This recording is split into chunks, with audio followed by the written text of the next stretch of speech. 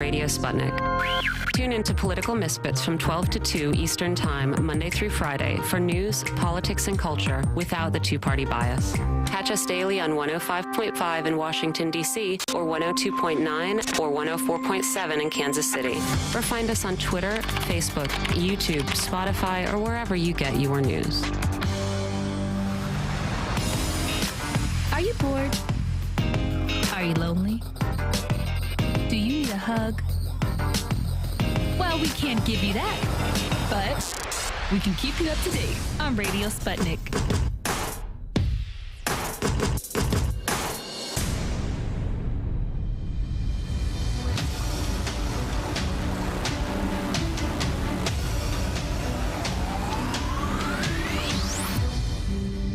And we are back on the last show of the year here on The Backstory. 105.5 FM, AM 1390 is where you can find us on the radio in the Washington, D.C. area. Joining us now, great way to close out things, Caleb Maupin. He's a RT correspondent, also a multi-book writing author. John would have more books out, but there's no paper we established yesterday, right, John? Yeah, there's a shortage of paper. We can't get paper in from China. The paper that we produce here, and we produce a lot of paper, it goes to things like toilet paper and daily newspapers and copy paper. But to make books, we import that paper from China, and we just can't get it. Crazy. And I'm going to push back slightly because you're differentiating between toilet paper and daily newspapers. And I would argue. Indeed. Yeah, there you go. Hey, Caleb, how you doing? I'm good. How about yourself? I'm groovy, and I'm staying indoors because it's cold here. But, you know, that happens. I heard it's nice on the East Coast, but I'm, well, lower down, mid-Atlantic on the East Coast. John said it's like 32 where he is. Now, let me spring. I've been teasing that I was going to bring up a topic with you that I did not mention to you. And the topic is Alexander Dugin. Now, have you heard of him, John? Dugin? You heard of that guy? Oh, I'm sorry. I muted myself. No, I'm sorry. I sure haven't. I don't know Alexander Dugin. So a friend of mine, Jen, brought him up with me, and I have heard his name. And the thing I hear that I was very quickly able to dispel was the idea that Putin and Dugin are like, you know, linked at the hip. And Dugin's a public intellectual in Russia who came up with a theory of that basically is a different way of looking at the world than we do in the West. What's the name of it, Caleb? It's Eurasianism, something like that. Eurasianism and the fourth political theory. Yes. See, John? Right. And I'm not just picking on Caleb. Right. When I was researching it on Twitter, I found that someone had attacked Caleb because he looked into it. Right, Caleb? Is that correct? Someone went after you because you looked into Dugin. I haven't just looked into it. I've met him. I mean, I personally met Alexander Dugin, and I spoke at a conference that he had in Russia in 2018 called Alternatives to Globalization. So, yeah, I mean, I'm not an adherent of his ideas. I think he's wrong on a couple key points, but I respect him as an important voice, not just in Russia, but in China and in Latin America and in Iran. He's a widely respected political theorist in Russia. You know, I'm not ashamed to have met him one time in my life. It's a little bit weird that I've been, like, canceled for that, and it's bizarre. All of the people who don't like me immediately have the picture of me with him, as if that, like, is the end-all, be-all of who I am. And I find that very odd, but it's ridiculous. Also interesting as he's banned from Amazon. You can't order his books from Amazon anymore, and he's on the U.S. sanctions list. And it seems like American intelligence has decided that he is the worst Russian. He is the worst influence on Putin, et cetera. He's highlighted by the New York Times, and a lot of media likes to fixate on him. I think they labeled him Putin's Rasputin or whatever. But he is a political theorist in Russia, and he became pretty prominent. Probably the height of his prominence was 2014 during the Ukraine crisis, but Yeah, I met him one time. I've talked to him. I have a decent understanding of his ideas, I think. I probably can't represent them as well as he would, and they're not my ideas. I don't agree with some of his points pretty blatantly. But, yeah, I mean, he's an important political theorist in Russia who's respected in a lot of anti-imperialist countries. Now, and what's interesting, John, is, first off, the fact that we're not supposed to talk about, like Caleb's saying, you can't get his books. Of course, me being me, it makes me want to talk about it. And... Right. Because, you know, whatever. And the other thing that bothers me about it is like Putin's Rasputin, that kind of thing. It's exactly what I was saying before. These takes by the American media are such BS. And the fact that Caleb got canceled. So, Caleb, let me have you do this and take as much time as you want to. That's why I brought it up first thing. But just, you know, a quick summary for people like John who've never heard of him. If you had to summarize, you know, a brief summary of what he thinks, and then a brief summary of, you know, sketch out an area or two where you disagree, maybe, I'd be very interested in that, Caleb. Sure. Well, he was a leader of the Russian Communist Party around the time of the fall of the Soviet Union. He wrote a lot of the constitution of the Communist Party that was formed as the Soviet Union fell in Russia, the new Communist Party that was formed, the Russian Communist Party. Later, he and some of his associates broke away from the Communist Party, and they formed a party. There was a punk rock novelist named Edward Luminov, who lived in the United States in the 80s and was kind of associated with, like, the Sex Pistols and the Ramones and some of these bands. And he moved back to Russia in the 90s, and he and Alexander Dugin then started their own party called the National Bolshevik Party that mixed communism, Russian nationalism.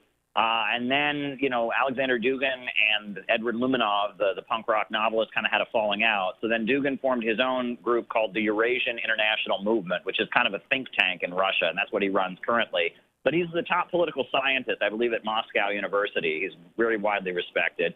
And his political views have evolved. I mean, he was originally a communist, and then he was a national Bolshevik for a while. And at this point, basically his argument is that there are two forms of civilization in the world: Atlanticist civilization, which is the West.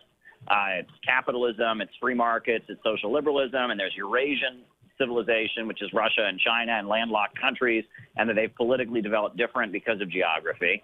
And he argues that basically Western liberalism or liberal democracy and capitalism is the first political theory. Communism was the first attempt to defeat it, and it didn't succeed. Fascism was the second attempt to defeat it, and it didn't succeed. But he argues that in Russia and in China and around the world, there's something developing called the fourth political theory, which is a new attempt to defeat Western liberalism that draws from both communism and fascism, summing up their failures and successes, kind of trying to develop a new alternative to Western capitalism. That's basically what he believes. Now, probably my biggest disagreement with him is that he rejects the idea of historical progress.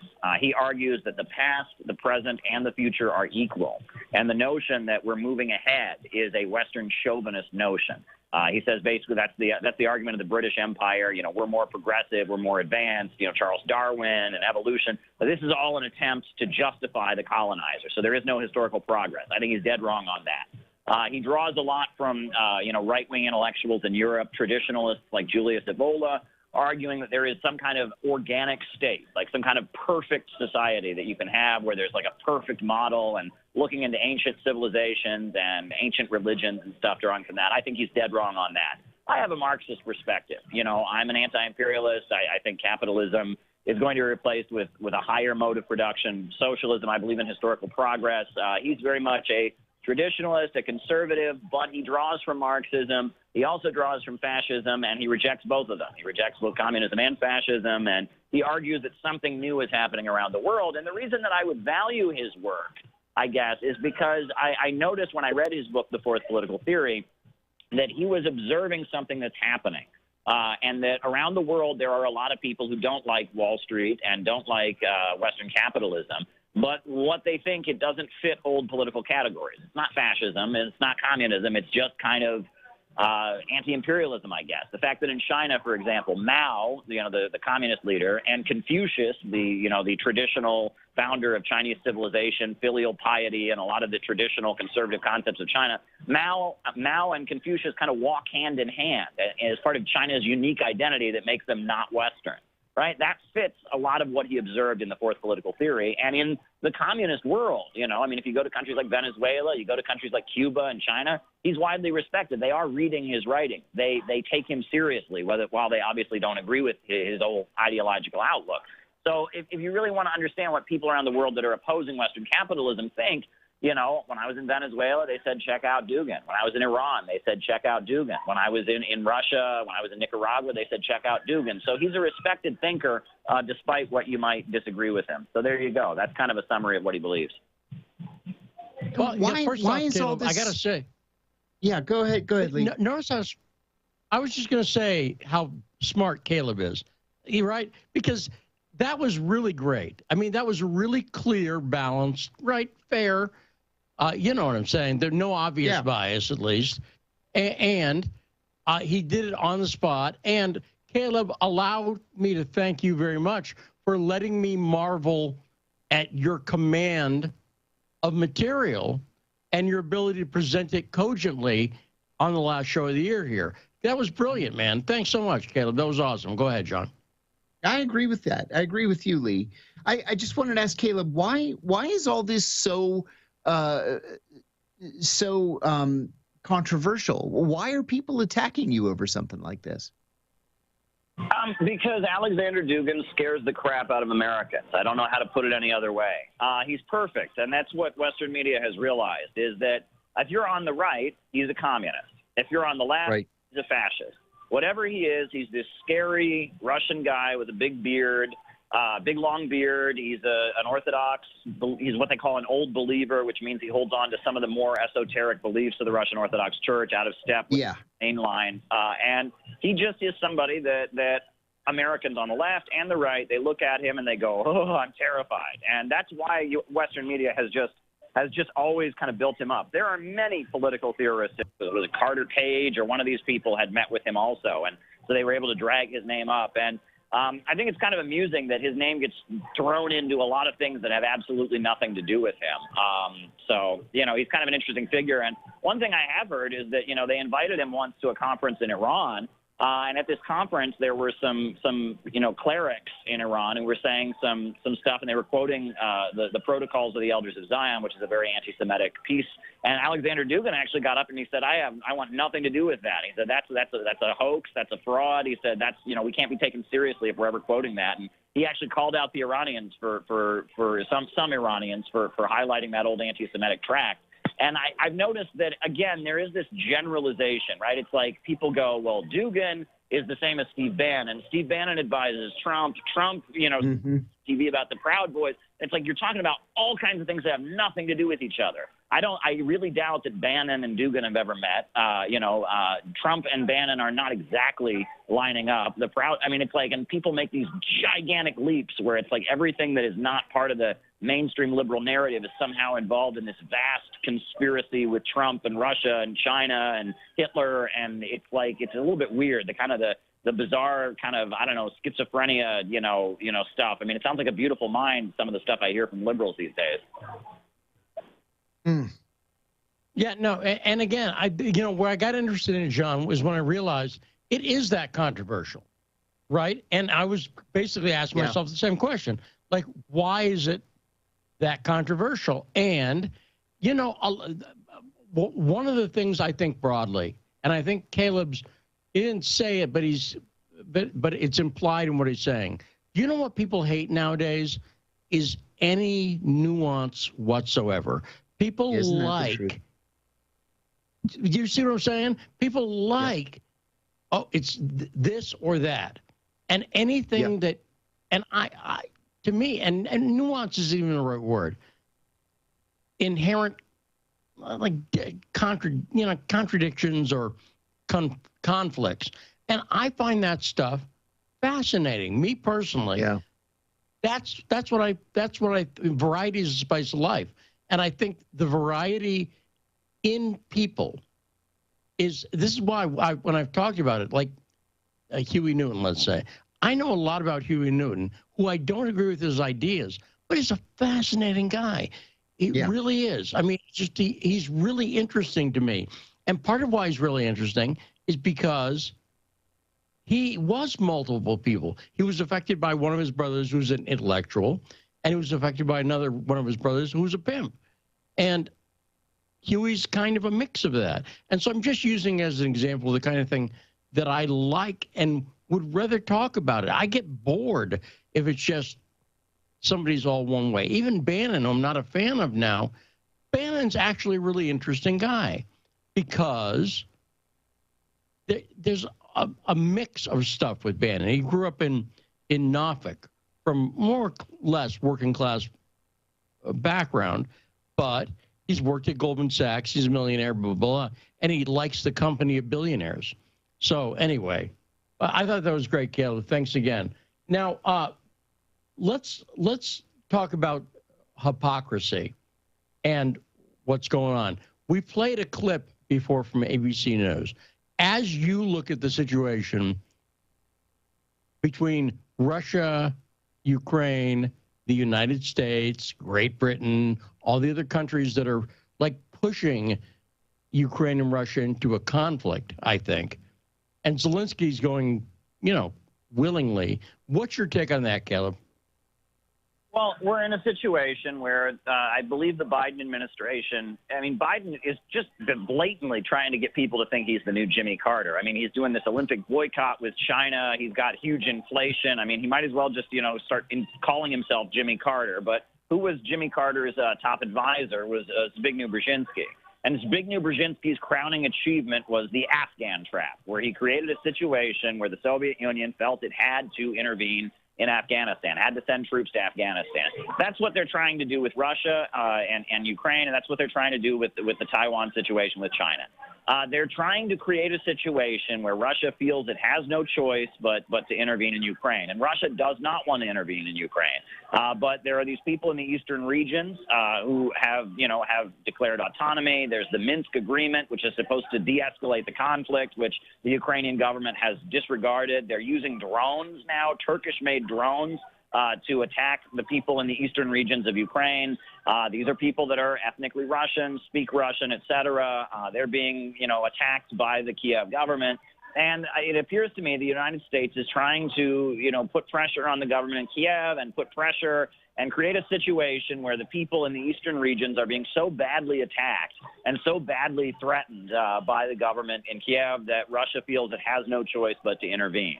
And Russia sees this from a mile away. They know what the United States is doing, but that seems to be the situation. The United States is trying to escalate the conflict in Ukraine, this quote-unquote frozen conflict, to the point that Russia would have to intervene. And I think Russia doesn't want to intervene. I think most people in the world think that would be a bad situation. Ukraine needs to just, honor the Minsk Agreement and treat its own population with respect.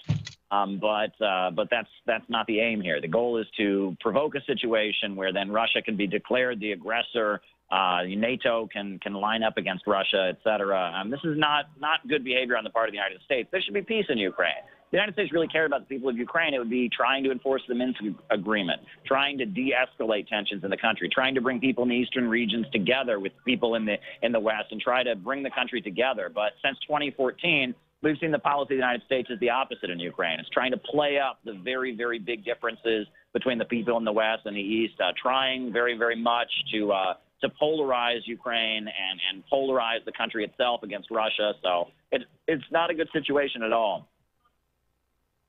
No, it's not a good situation. So, we talk so much on this show and we hear so much in the mainstream media about U.S. relations with Russia and how poor they are. We talked a few minutes ago about the call this afternoon between Presidents Biden and Putin.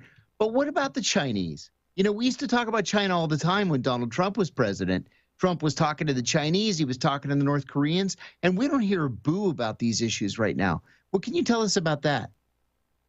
Well, I mean, that democracy summit that was held in D.C., that was very much, the fact that Taiwan was invited to participate along with nation states. He was treating Taiwan as a country, even though the United States does not recognize the government on Taiwan. That was definitely a big deal. And there is hostility to China from the Biden administration, no doubt about it. Biden, likes to play it up. But, yes, it seems like right now there is a bit of a focus on Russia. And a lot of that is probably related to the natural gas issue. It's wintertime. Natural gas is in high demand. Russia is a major natural gas producer. And the United States doesn't like the fact that Russia is very important in the natural gas markets. And you have the situation with the Nord Stream 2 pipeline in Germany. You have the global slowdown, the rising cost, price of gasoline and oil. And it seems like the United States is particularly angry about the fact that Russia is such a major player in the global export of oil and natural gas. You have to remember, every ounce of oil that somebody buys from Russia, every barrel of oil, that's a barrel of oil they didn't buy from ExxonMobil, BP, Shell, and Chevron. Yeah, you're right. And they're a competitor on the energy markets. And so right now, when there's, now that the economy is going again and there's once again more demand for energy, Russia's, competitiveness is once again a factor. You're right. Well, now, you talked about Taiwan a little bit. Let's talk about Hong Kong for a second. One of the things that made the headlines this morning was that this newspaper or media company, whatever, Stand News, 7 people were arrested over there, and they're calling it, John, in all the media, a pro-democracy. And again, I wish I didn't get a chill up my spine every time I hear someone's pro-democracy. Yeah. They always do that.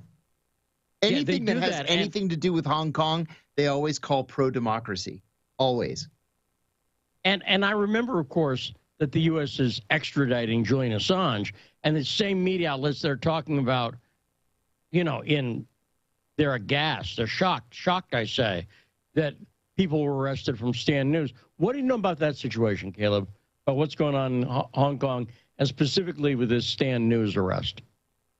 Well, I can't speak to the specifics of that situation, but I can tell you with Hong Kong, the way we are taught about it here in the United States, the way U.S. media reports on it is so backwards, okay? During the height of the rioting in Hong Kong that's enabling people to engage in violence against the government, but that was going on. And the way this is reported on, you would think these Hong Kong protesters are just so peaceful and such. They're not peaceful when they lit people on fire.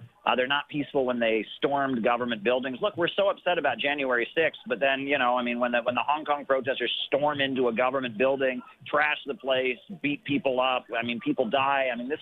This is so backwards the way U.S. media covers anything in relation to this. It must be said. So, I'll have to look into the specifics of that case you're referring to, but the way they're presenting this is always very, very one-sided. Yeah. No, that's right. And so what I've not fully researched it yet, but my guess is that they arrested people that they assume were part of some plot. I don't know how to put it, but of like you say, there has been violence. I remember the guy who was killed, the old man. It was one of the first things that happened, killed with a brick, John. Do you remember that at all? Oh, yeah. Brian Becker and I talked about it several times on Loud and Clear. Yeah, and so it is, my guess is that, and it's going to be not easy to find, but my guess is that this media company, A, was up to some shenanigans, and B, has links to the U.S. I don't know how else to put it. We did it in Ukraine. Hormatska TV over there, John, was started basically the day the Maidan got going. And clearly the U.S. was involved in that. So we're not above at all interfering by putting out bad fake media to gin up conflicts in the U.S. But Caleb, now let me just turn, because we're almost out of time. Great appearance, as usual. Thanks for coming on. As we look back on 2021, what stood out to you? I won't say the biggest story because thank COVID, You know, I think it's kind of inarguable. But what stood out to you as the worst covered story or the least covered story or whatever? Where was the media really deficient in 2021? Caleb? Well, I just, when it comes to media deficiencies, the gap between mainstream U.S. media and the public when it comes to Joe Biden is pretty unbelievable. I mean, the U.S. public is screaming, "Let's go, Brandon," at the top of their lungs. I mean, and if you look at U.S. media, the amount of articles we have seen telling us to just get used to the inflation, just deal with it, stop blaming Biden. I mean, it's like it shows an amazing amount of bias where the U.S. public is saying this president has done a miserable job, and the U.S. media is just, urging us to just do our patriotic duty and support him. I've never seen anything like this. I mean, it's really shocking to me. I'll tell you that much. Yeah, great take, and I agree with you. John, what do you say before we bid adieu and Happy New Year to Caleb Maupin? Yeah, Happy New Year, Caleb. I hate to just be an echo chamber, but yep, you get no disagreement from me. Coming up next hour to close out the year and the week, as we will not be here tomorrow, Addie Adds, talking about the Ghislaine Maxwell trial. Did the guilty verdicts actually mean a damn thing? We'll find out what Addie thinks next hour on The Backstory.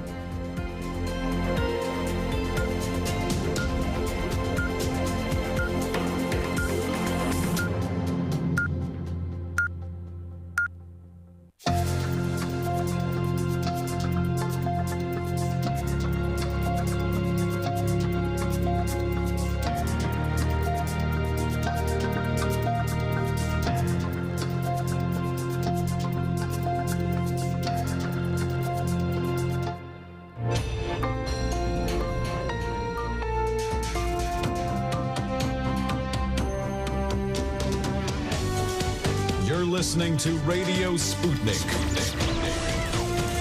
Telling the untold.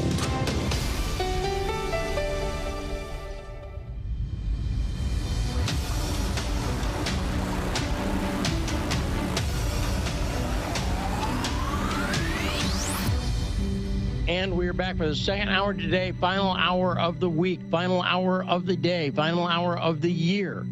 I think that covers it, John. Yeah, it's pretty good. Show. Right? That's all that stuff. I'm investigative journalist Lee Stranahan. And I'm former CIA officer John Kiriakou. And this is The Backstory. I don't want to sound like a gushing Caleb Maupin fanboy, but so I am, John. Yeah, he's very good. Very, very bright. No, that's right. And presents it well. And I swear, I just knew that I could, because I wasn't hitting out of the blue. I'd seen when I was looking it up stuff about Caleb and Dugin, and he was complaining about getting canceled. By the way, do you know who worked very closely with Dugin at one point? Mark Sloboda. Oh, I did not know that. That's very interesting. Mark Sloboda, there's a video out there on YouTube of Mark introducing Professor Dugin. But I will say this, he's one of those guys, when I've talked to people about him, nobody has just been wholeheartedly, oh, Dugin's awesome. Nobody. But on the other hand, he is an intellectual, and he's very well known in Russia, as I'm led to understand, as a public intellectual. And you know what? Do we have public intellectuals who are, I would say Noam Chomsky at one point. You know what? You took the words right out of my mouth. But there aren't a whole lot anymore. Not like there used to be. Kim Kardashian? Is that I think not considered? Okay. Although she did earn a law degree a couple of weeks ago, and passed the bar. Did she really? Yeah, she passed the bar. Speaking of which, I'll talk. I was listening when I was listening to that Putin press extravaganza. That's what I'll call it. I'd forgotten that Putin was a lawyer. Oh, yeah, you're right. I forgot Putin was a lawyer as well. Right. I mean, yeah. I just because he got a question from, I believe it was a lawyer, and someone was talking about a lawyer from St. Petersburg or something like that. He said, well, that's funny because I'm a lawyer from St. Petersburg. And I'd forgotten. Oh, yeah, the guy, and he plays piano. Have you seen him play piano? I'm not saying he's... Yeah, he's quite good. He said in that press conference the other day, too, that when the Soviet Union fell apart, that he actually took a job as a taxi driver to make a little bit of extra money. Crazy. That's right. You know, the other thing, let's say this. We got Addy ads coming up at the bottom of the half hour. It's the backstory. And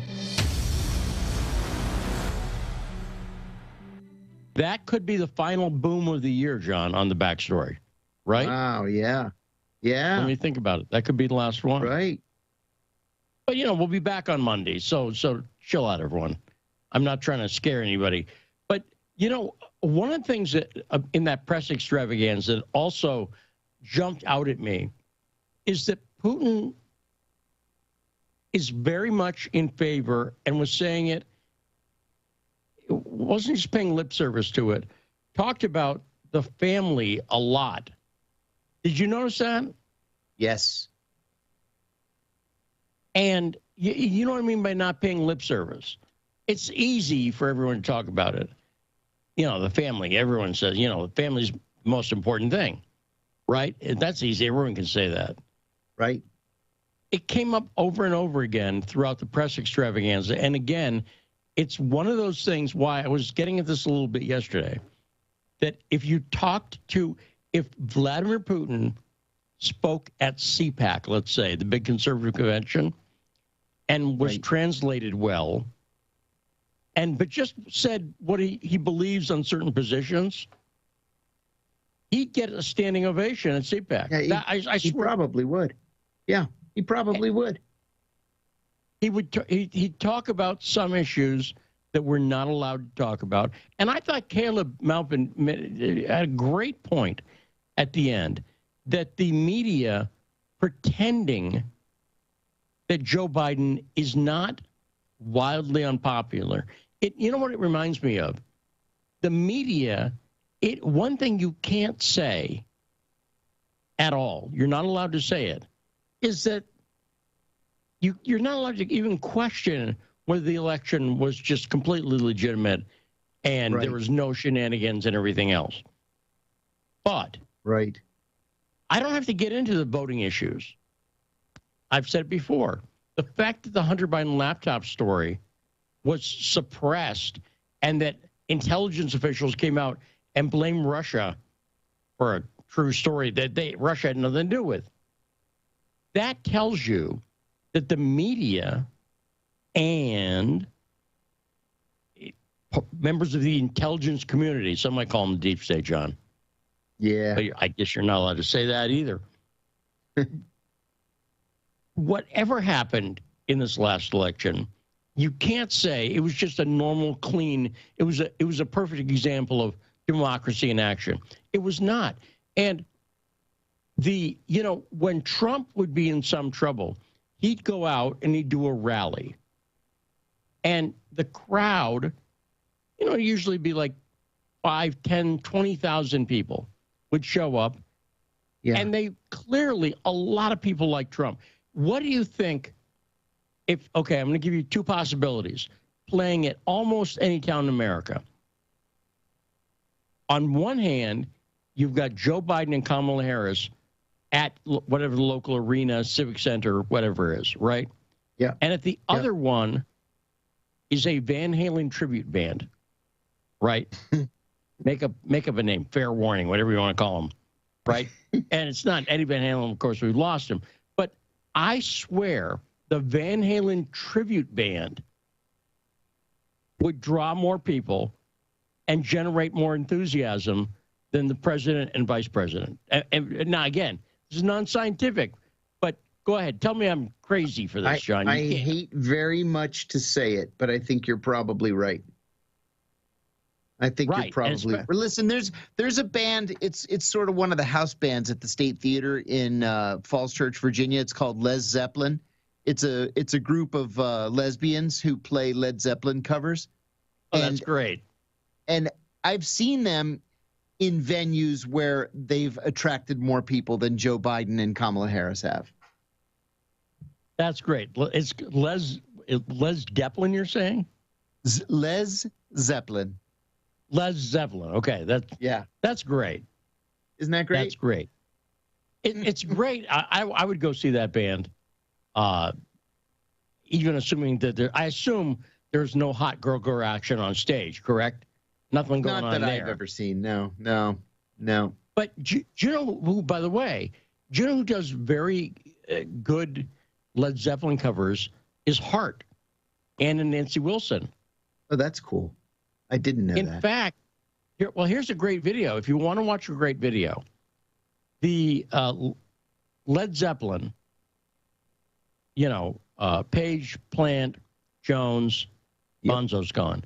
But they were in the audience. They were getting honored. I believe it was like the Kennedy Center honors or something like that. And Heart came out and played Stairway to Heaven.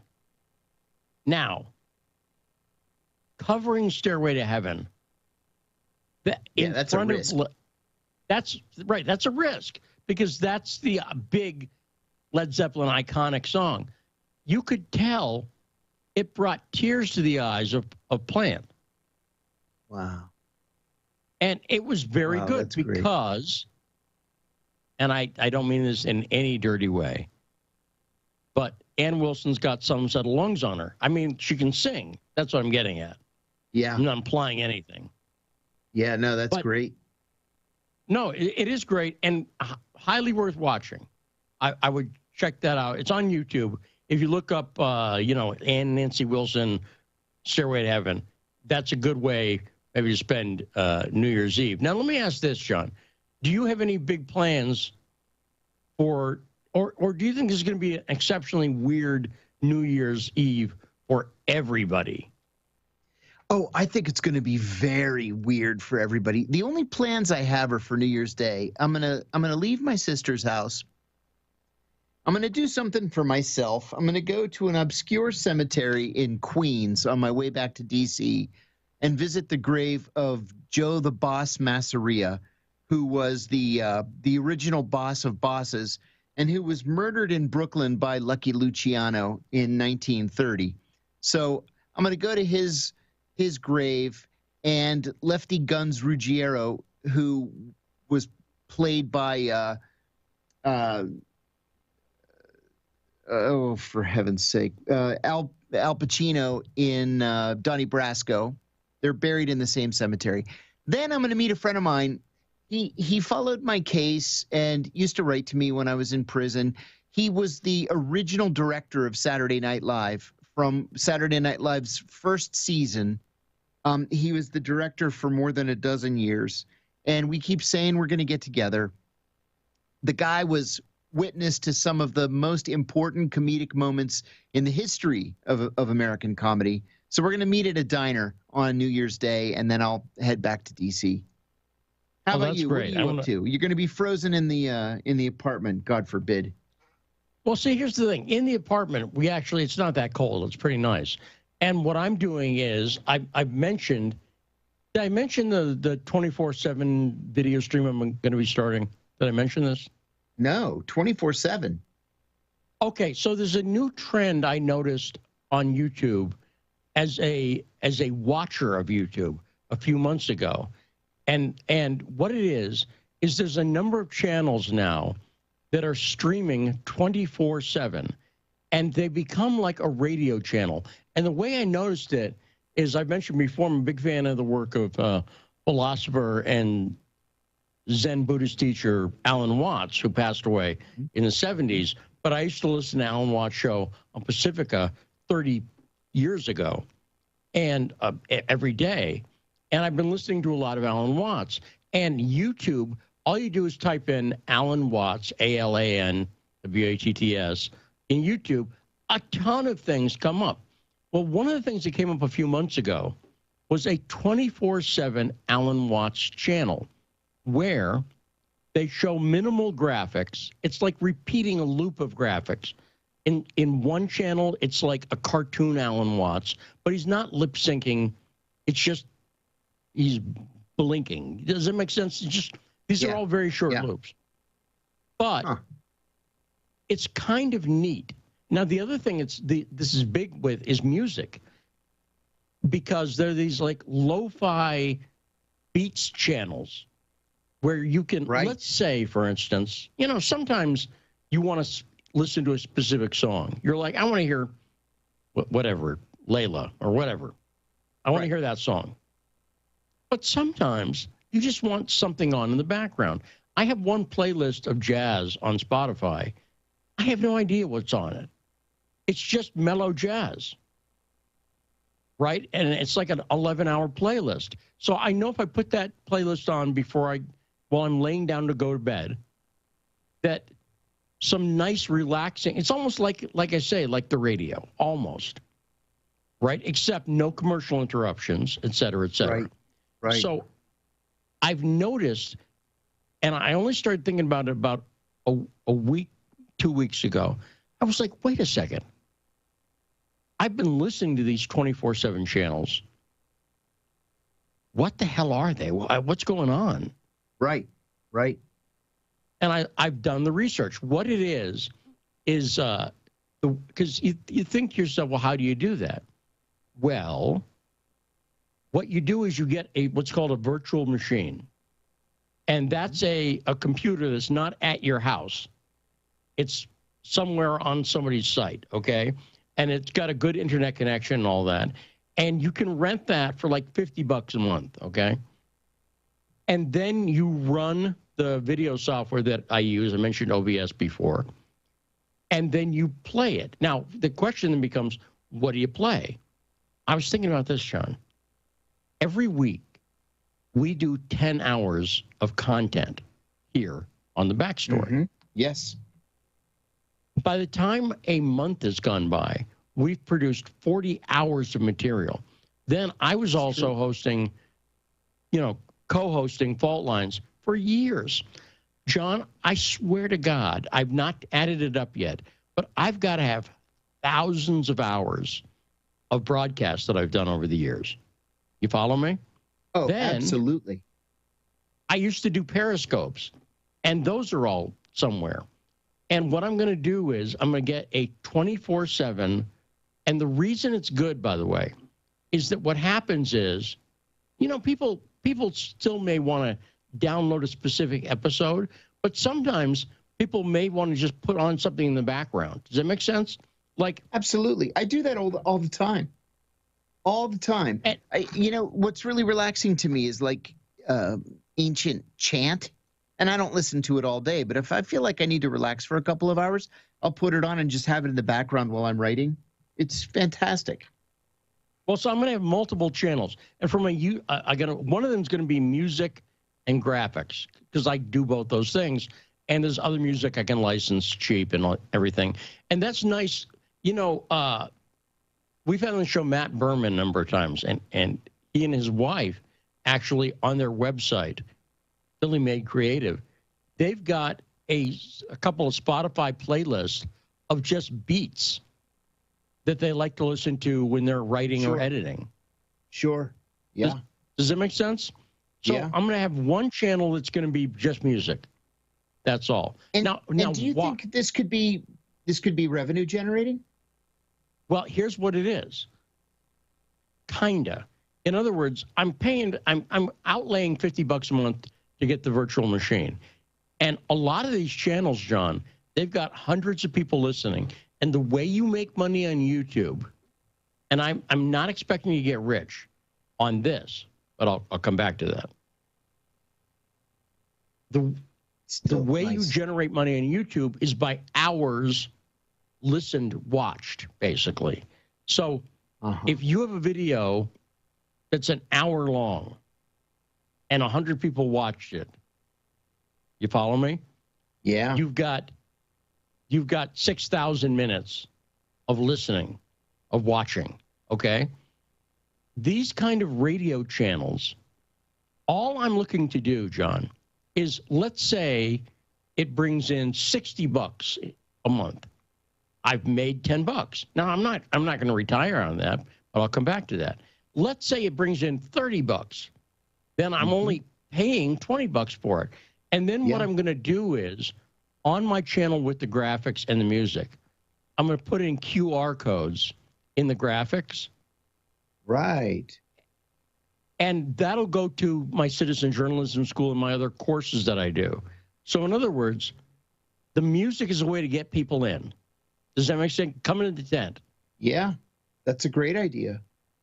And then once they're there, it's the same thing with the news channel I'm going to do, where I'm going to have old shows I've done, and then occasionally there'll be a commercial for me where I'll go, "Hi, I'm Lee Stranahan. Thanks for listening. By the way, I have a citizen journalism school, blah blah blah." You know, and we'll see. That's the experiment. But it's something new I've noticed on YouTube. And like I say, people like to complain about YouTube. And again, I had a channel erased, but you know what? YouTube is kind of awesome, right? Yeah. RT is 24/7, and by the way, anyone could do it. You know, I may grab some Alex Jones stuff, because all of Alex Jones stuff is public domain. Did you know that? I did not. Yes. Wow. It's the same thing with Radio Sputnik. If somebody wanted to rebroadcast on their radio station, Radio Sputnik, they can just do it. That's right? great. That's really great. I found a plugin for OBS that does scheduling automatically. So it's going to play the shows live. Like if you tune in 7 to 10 East Coast time, you'll be able to hear Fault Lines, because it's my son, whatever. And why not? And why not? Then if you tune in at this time, you'll be able to hear this show. But then what I'm going to do is I'm also going to have a regular schedule of repeats. So maybe, I'm making this up, at 7 p.m., if you tune in, it's that day's Fault Lines. You follow me? That's a great idea, Lee. You put some thought into this. Yeah, well, look, there's upsides and there's downsides to being alone all the time. Well, there you go. There you go. And I really do look at it that way, because, some people have been like, well, how's your Christmas, or how's your New Year's or Thanksgiving? I've seen nobody with the same last name, or anybody. Actually, I didn't even see my girlfriend Danny on those days. She was busy or sick or something. And I've been completely alone. But on the other hand, there's advantages. You know this, John. You've written books, something I've not gotten ever around to. It's nice you can't write a book, I assume, and you'd know better than I, if you're distracted all the time. Am I right, or am I wrong? Oh, yeah. Yeah, no, it's not possible. You're absolutely right. Yeah. And so that's what I'm getting at, is that I've tried to use the time rather than, because I could, complain or be sad or whatever. But I just don't see the point. I don't know if that makes sense, but I just don't see the point. I get it, but I have thought about this, and I'm mentioning it because it's an interesting thing. As a listener, you can find, and you know what else? YouTube promotes those live channels. Right. And that's what you need. Exactly right. And I'm also not launching the COVID skeptic hour or whatever. There are things you shouldn't do on YouTube right now if you want to not get your channel taken down. Does that make sense? Yes. And you know what? Our channel's still up. And we talk about COVID, and I don't feel restricted. Do you feel restricted knowing that this tech censorship is out there? Do you feel restricted when we talk about COVID? Is there a chilling effect that you're personally feeling, John? No, not me personally. I'm more worried about these government dragnets of social media. A friend of mine who's one of the founders of Panquake, we had Whitney Webb on the show several months ago, and she talked about it. And she sent me a link today to see if my Twitter posts have been part of this government dragnet, and it auto-generated a report that was 10 pages long. It's like every tweet that I write is flagged by the federal government because it usually includes the words Julian Assange. And so, you know, that worries me more than COVID or reporting on COVID. Yeah, but, you know, even on that stuff, I just got to say, I think, broadly speaking, but it hasn't shut you up. You're still doing your thing. No right? way. They have consistently underestimated my resolve. And I mean over the course of decades. So no, they're not shutting me up.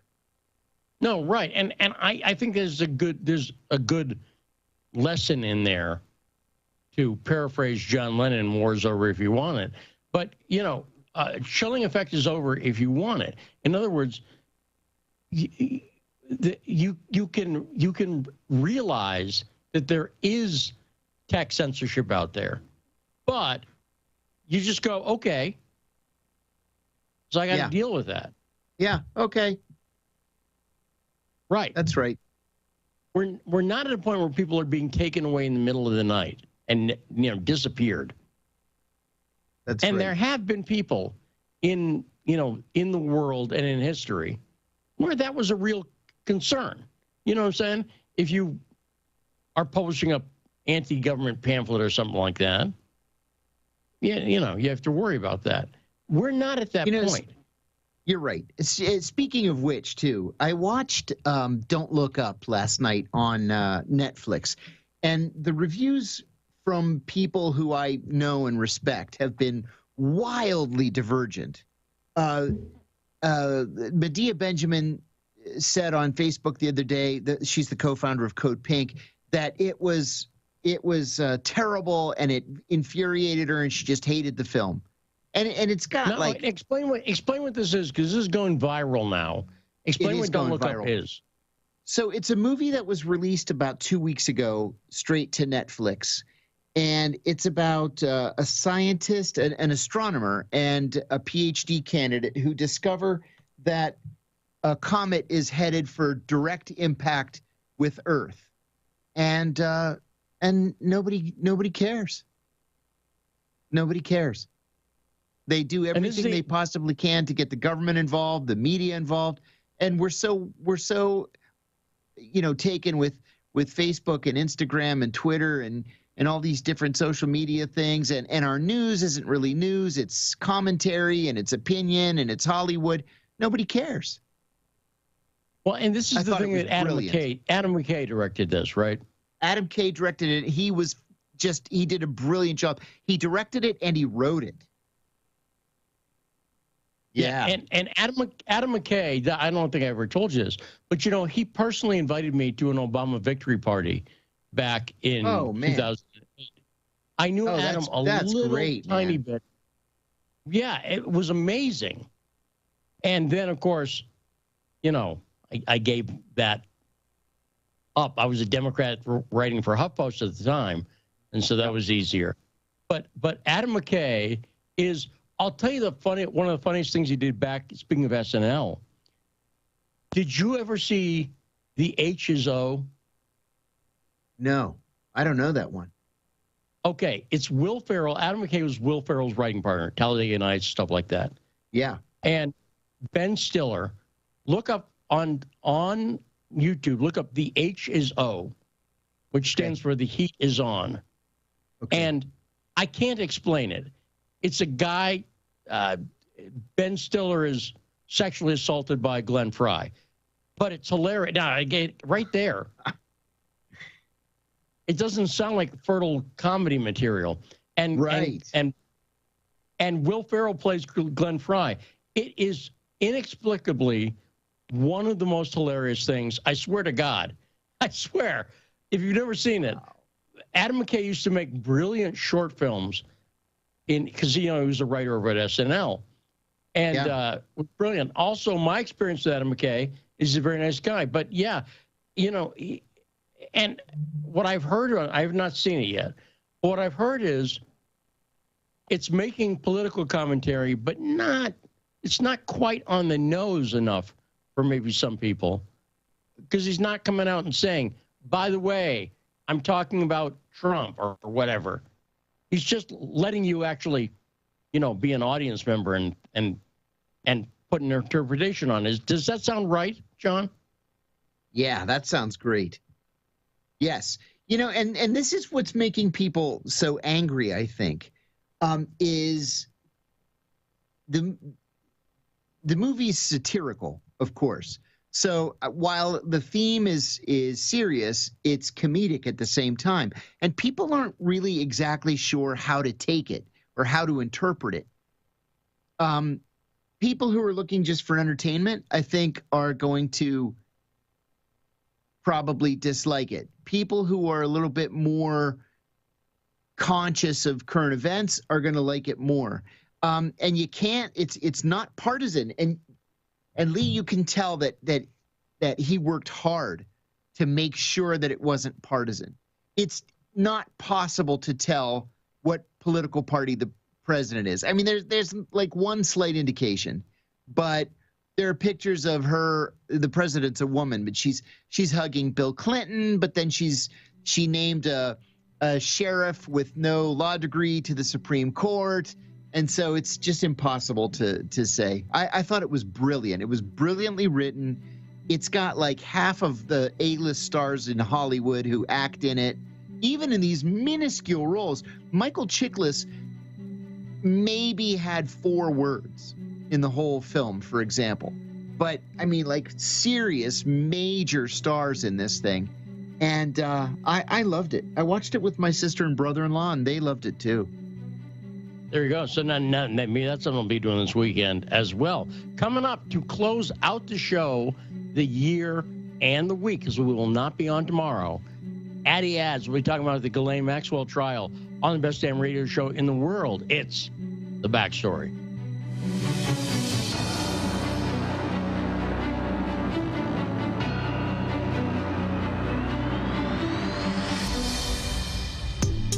Stuck in traffic? No problem. Stay informed. Stay tuned to Radio Sputnik on 105.5 FM or 1390 AM in the Washington, D.C. area. Need more? Follow us on Facebook or check us out on SputnikNews.com. When the going gets tough, the powerful want propaganda. But we won't let them cancel the facts.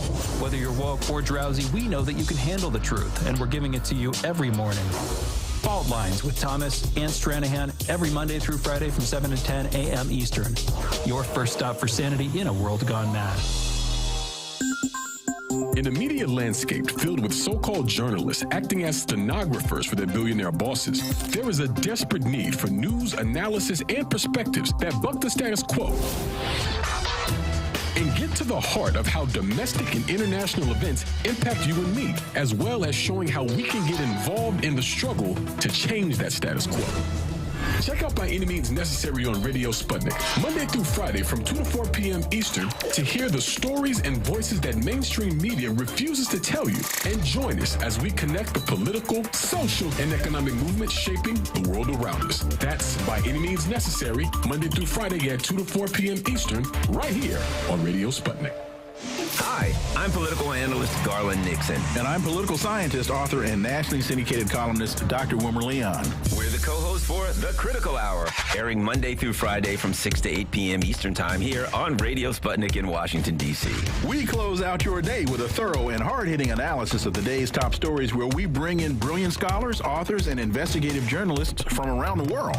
And on Fridays, it's panel time, when we do a roundup of the week's most important issues. Join us to keep up with the world's top stories. Enjoy an in-depth analysis. And have a little fun along the way. Listen to our show, The Critical Hour, Monday through Fridays on Radio Sputnik.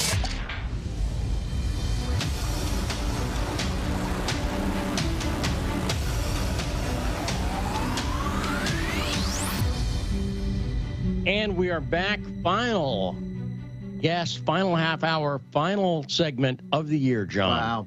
And it's been a great thing. And, one of the things that'll be very interesting about is that, like our next guest, Addie Ads, Austin is a younger guy on the right right? Correct. And that's going to be interesting. That's going to be an interesting dynamic, because I've talked before about how young people see things differently, and he's not going to be able to. He's not filling in. He's not taking John's role. No. If that makes sense. No.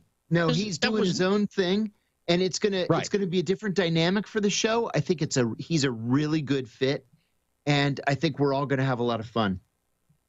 And I've obviously known about it for a couple of weeks, we've hinted at it, but I didn't want to say anything. But I heard a little bit. Basically, Bob Schlehuber's leaving. He announced that on Monday, I think. Correct? Right. Yes, he did.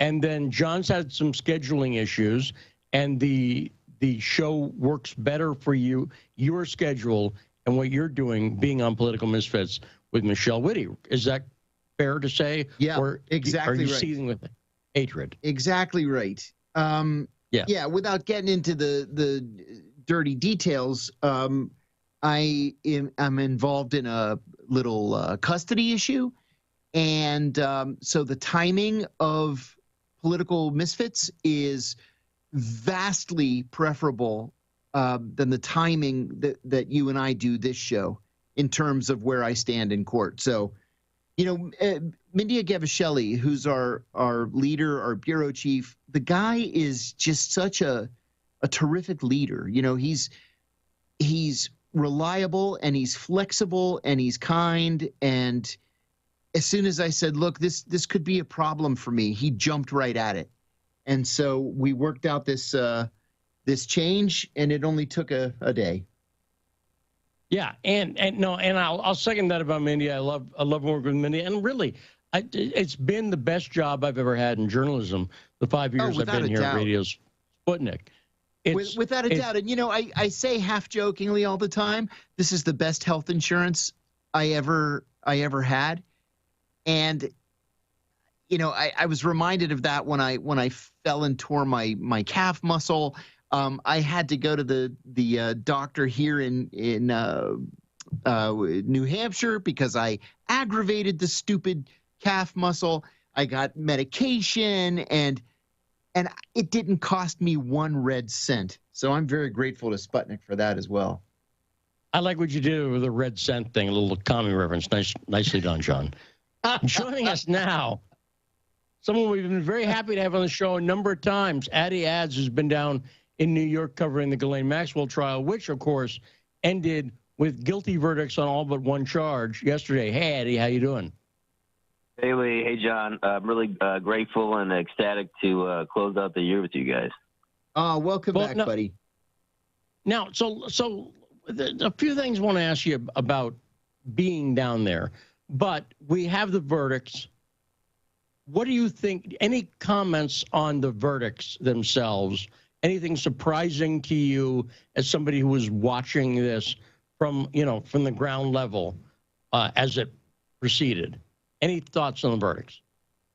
Yeah. So it was interesting timing. I got there. I had got there only just in the afternoon because I had to change lodging that day for the second time. So I had some housekeeping stuff to do with getting the new occupants or pet sitters squared away and getting packed up and such. So I did a report in the city at Cooper Union, just going into the Epstein brothers' history there.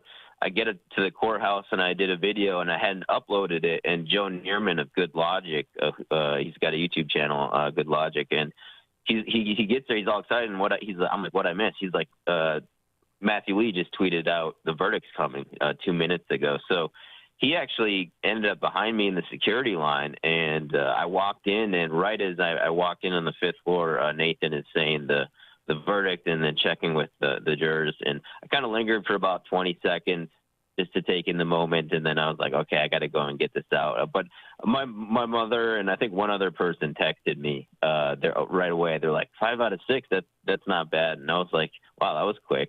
Yeah.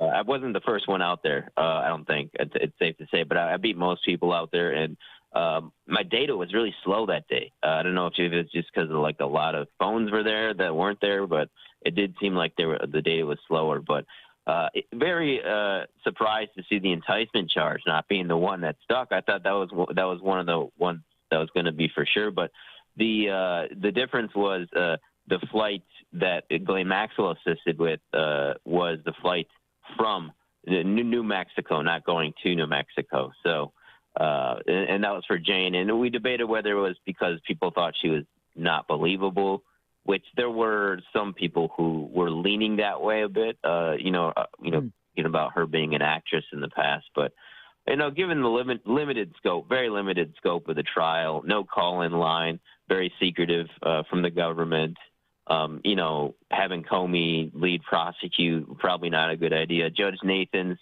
her promotion, I think, was inappropriate to happen during this trial. So a lot of stuff that went on there, but despite that, it does seem like a win for the people, at least even if it is slightly bittersweet.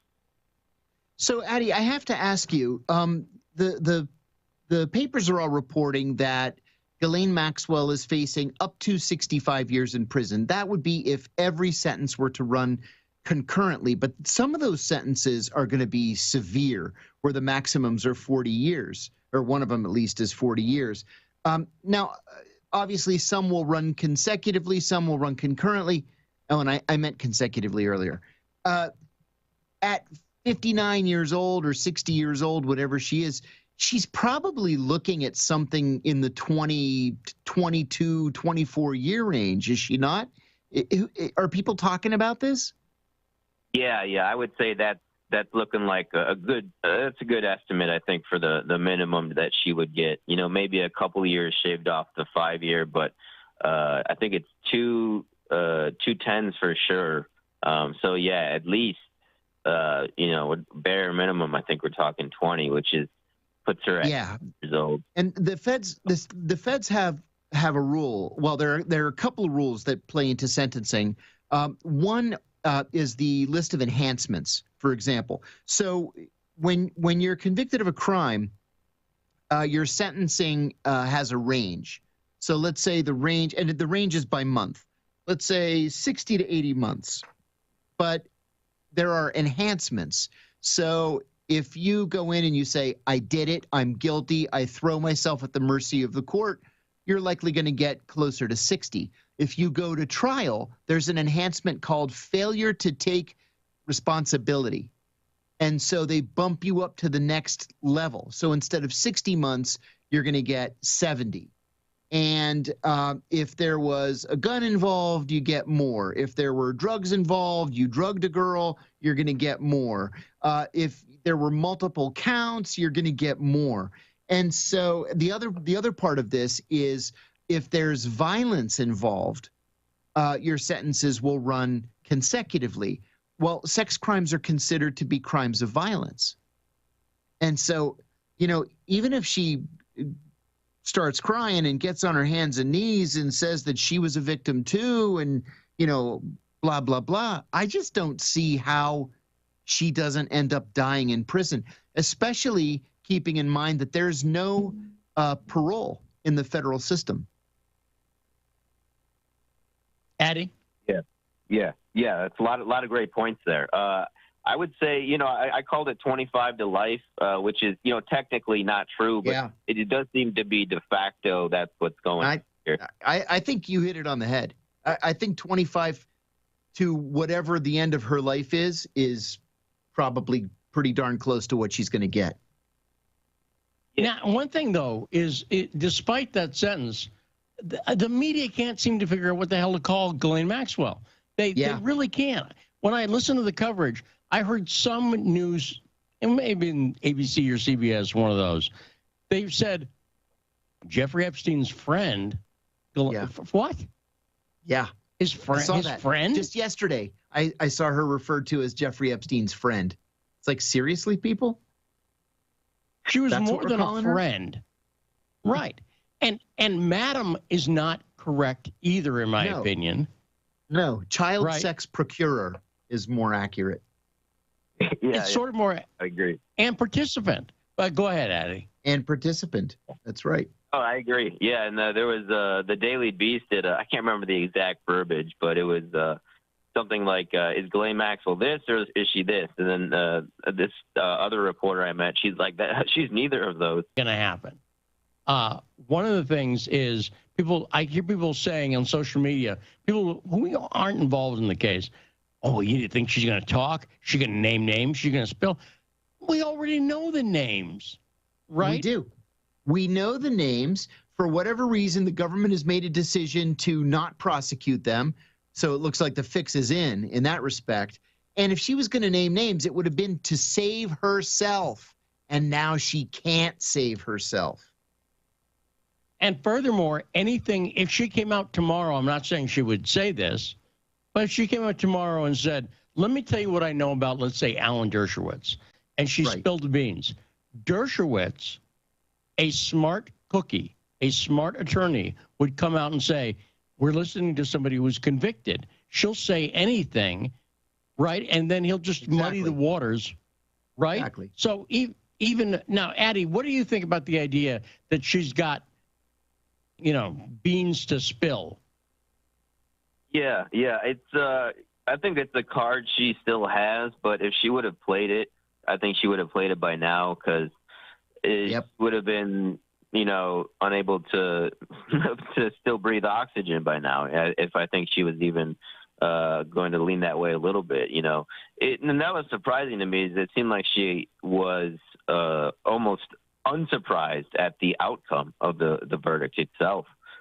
She seemed very unemotional, and I have to say she put up quite the front. She's quite the actress, I got to say, in court.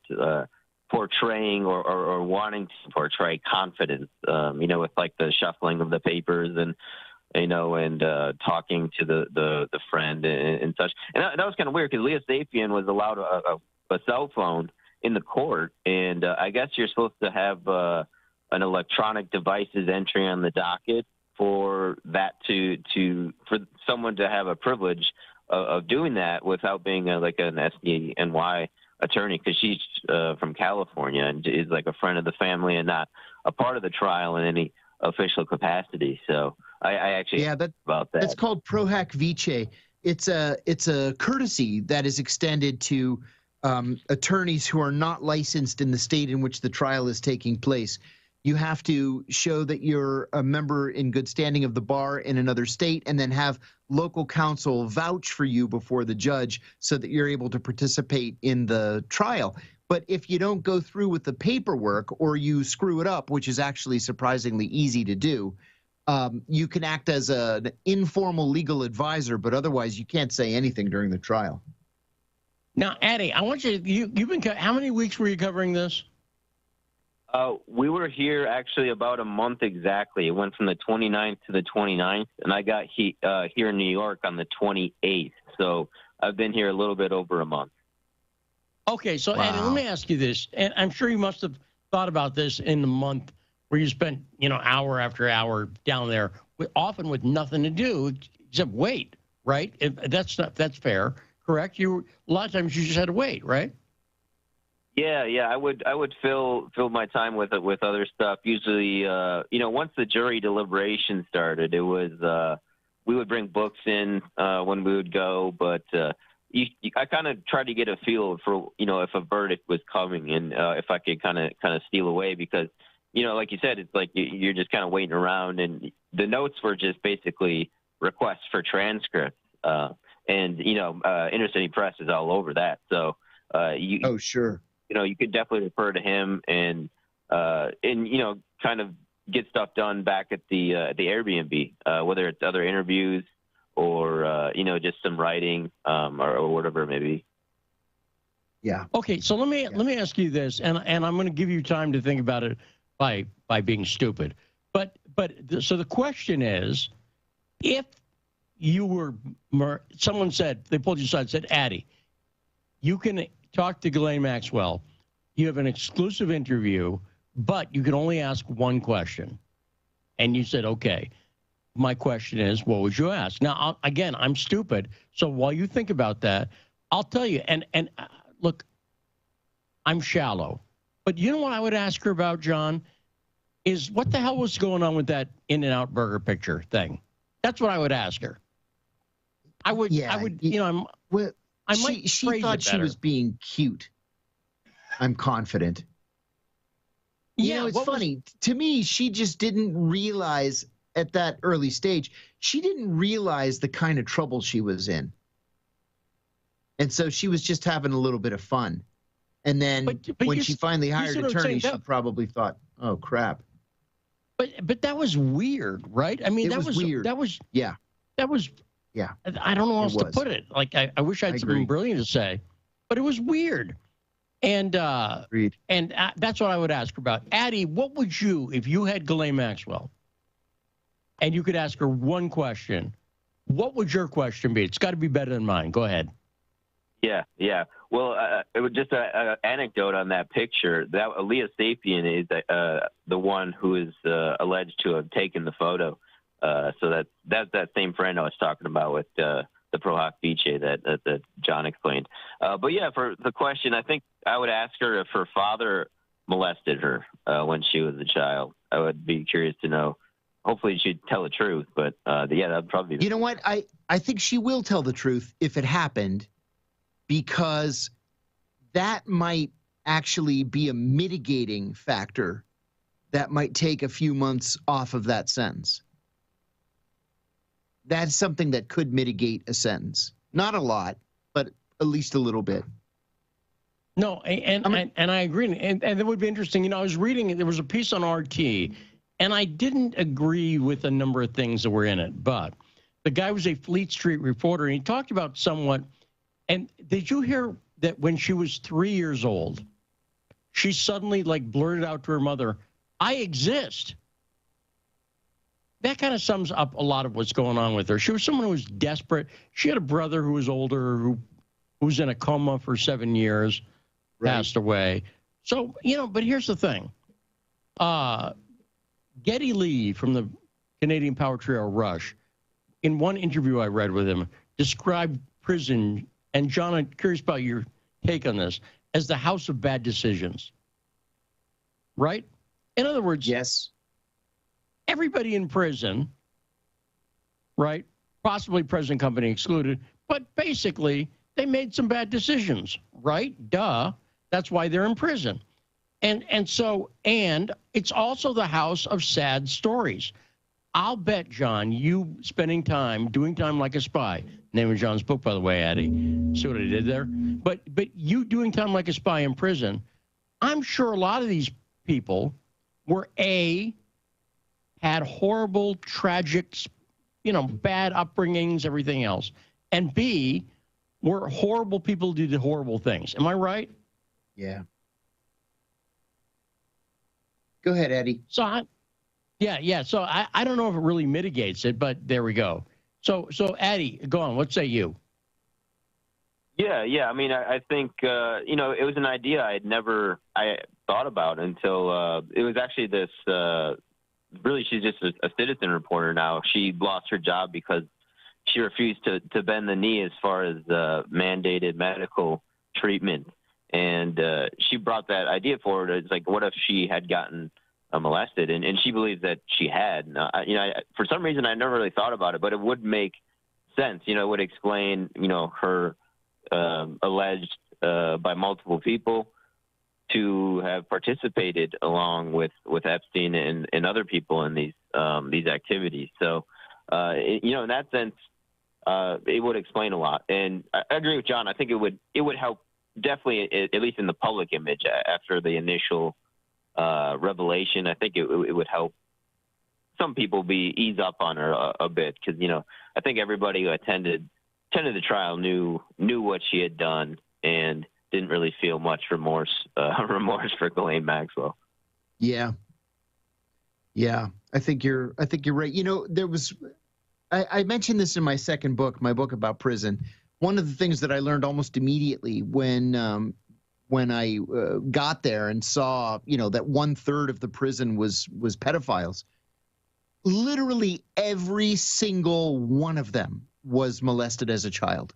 Literally every last one of them. So it wouldn't surprise me at all that she had been molested. And, her father was an all-around very bad guy. So who knows?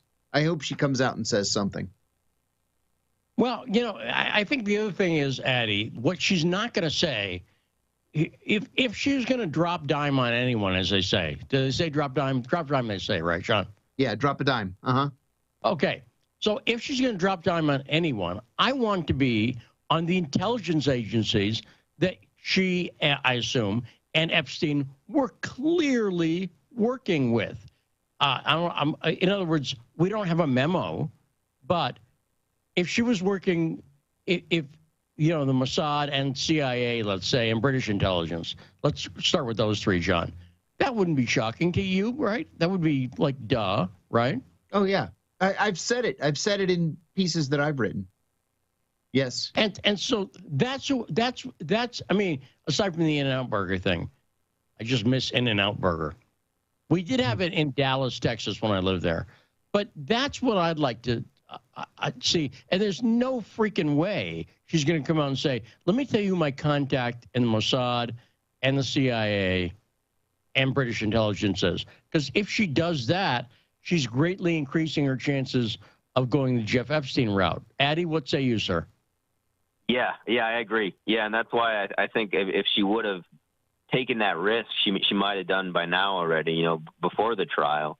Because like you said, with what the Dershowitz argument would be, that's not a bad argument, that now that, she's facing, like we said, the de facto 25 to life. But I think that's everybody's dream, is that she would come out and say, yeah, this is my guy handler, this is my Mossad handler.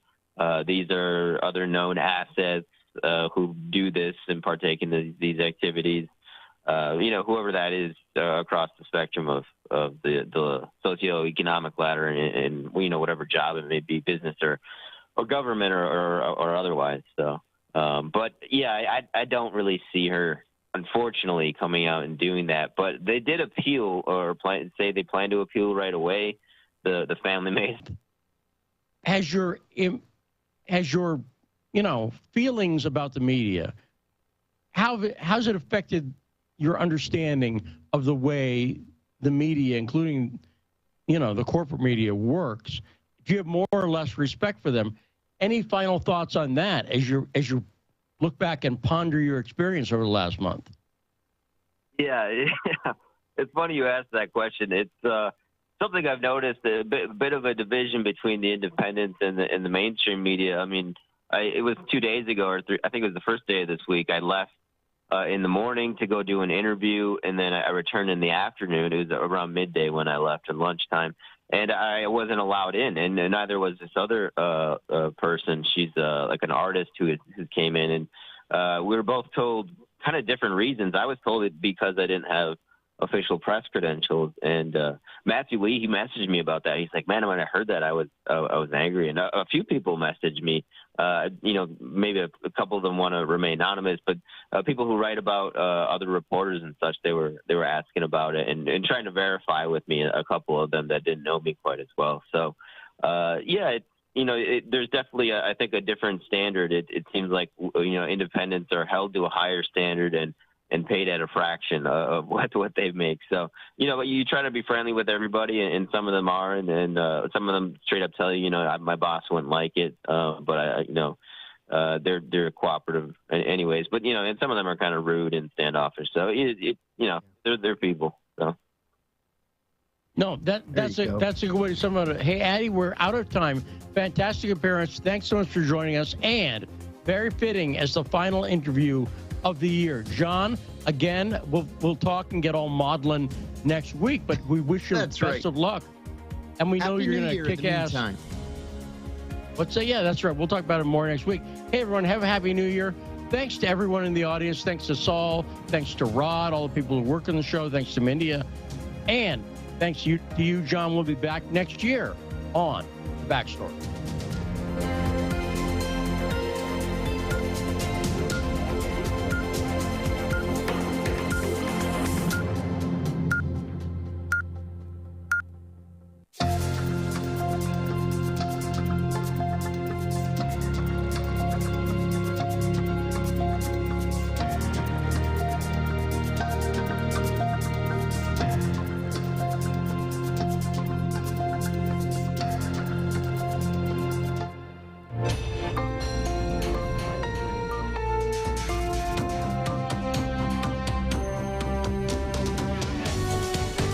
listening to Radio Sputnik. Telling the untold.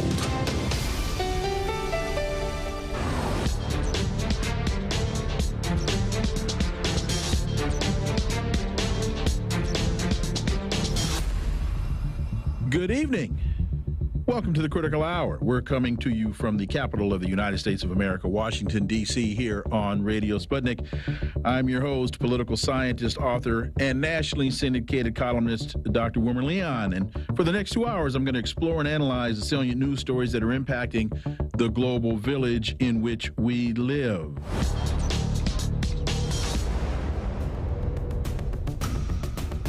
This is our year-end wrap-up, and for the most part, we're doing our analysis on a regional basis. So let's get started. Over the past year, tensions have risen in Europe with the Nord Stream 2 pipeline and the U.S. escalating tensions with Russia. For insight into this, let's turn to my first guest. We're joined by a Moscow-based international relations and security analyst, Mark Sleboda. As always, Mark, welcome back. Dr. Leon, thanks for having me. It's always an honor and a pleasure to be on the Critical Hour. Thank you very much, Mark. And we're also joined by a former U.S. Marine Corps intelligence officer and author of Scorpion King, America's Suicidal Embrace of Nuclear Weapons from FDR to Trump. And as from 1991 to 1998, he served as a weapons inspector with the UN in Iraq. Scott Ritter. Scott, welcome. Oh, thank you very much for having me. You know, we've been discussing the relationships between the U.S. and countries of Europe. One of the issues that I wanted to start with today is cultural. I wanted to hopefully put some kind of cultural context around